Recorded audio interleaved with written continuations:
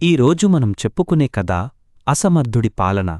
రాయవరం రాజ్యాన్ని రఘువర్మ పరిపాలించేవారు. పరిపాలన వ్యవహారాలు సులభతరం చేయాలనే ఆలోచనతో కొన్ని గ్రామాలను కలిపి ఒక పురంగా నిర్ణయించి పురాధికారులను నియమించారు. వారి ద్వారా ఆయా గ్రామ ప్రజల అవసరాలు తెలుసుకునేవారు. పురం పరిధిలో పురాధికారులు పన్నులు వసూలు చేసి ఆయా గ్రామాలకు అవసరమైన సంక్షేమ కార్యక్రమాలు నిర్వహించేవారు. మిగిలిన పైకం రాజ్య కోశాధికారికి చెల్లించేవారు. తద్వారా ప్రజలు ఆనందంగా జీవించేవారు. రఘువర్మ వయస్సు మీరడంతో రాజ్యాధికారాన్ని తన కుమారుడు ఆకాశవర్మకు అప్పగించారు. అతను పరిపాలన ప్రారంభించిన వెంటనే తన తండ్రికి చక్కని సలహాలు ఇస్తూ పరిపాలనలో సహకరిస్తూ వచ్చిన మంత్రి సుబుద్ధిశర్మను పదవి నుంచి తొలగించాడు. తన అడుగులకు మడుగులు ఒత్తే విమలశర్మను నియమించుకున్నాడు. ఆకాశవర్మ ఆలోచన అంతా రాజ్య కోశాగారాన్ని నింపడం గురించే ఉండేది.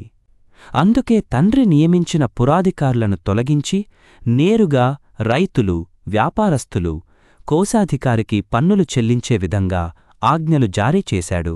ఆకాశవర్మ పాలన పన్నులు వసూలు చేయడమే కాని ప్రజా సంక్షేమం కోసం ఆలోచించే విధంగా ఉండేది కాదు.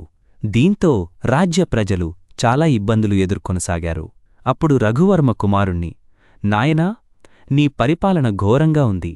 ఇలాగే కొనసాగితే ప్రజల్లో అసంతృప్తి రగిలిపోతుంది. పరిపాలనా విధానం మార్చుకో, లేకపోతే ఇబ్బందులు ఎదుర్కొంటావు అని హెచ్చరించాడు. అయినా ఆకాశవర్మ తీరు మారలేదు.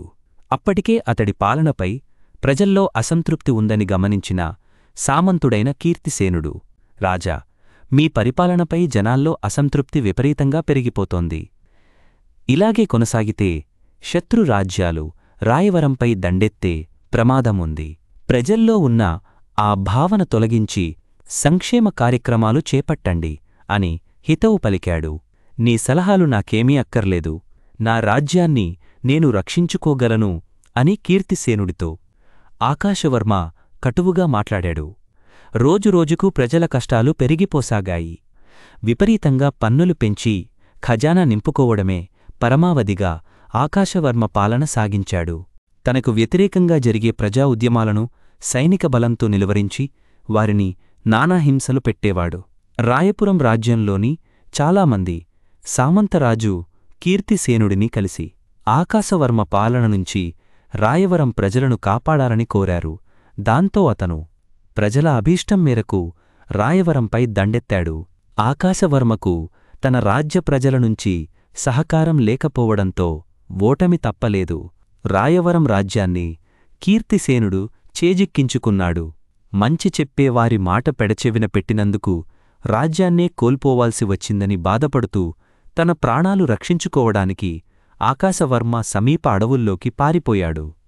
కీర్తిసేనుడు రఘువర్మతో, మహారాజా, మీ రాజ్యంపై రాయవరం ప్రజల అభ్యర్థన మేరకే దండెత్తాల్సి వచ్చింది.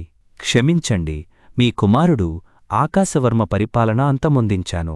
ప్రజల సంక్షేమం కోసం మీరే పాలన బాధ్యతలు తీసుకోవాలని నేను కోరుకుంటున్నాను అన్నాడు.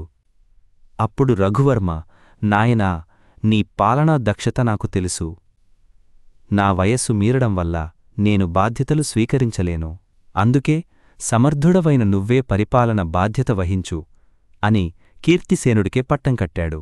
అప్పటినుంచి రాయవరంలో తిరిగి రఘువర్మ ఆధ్వర్యంలో కీర్తిసేనుడు పరిపాలన కొనసాగించాడు.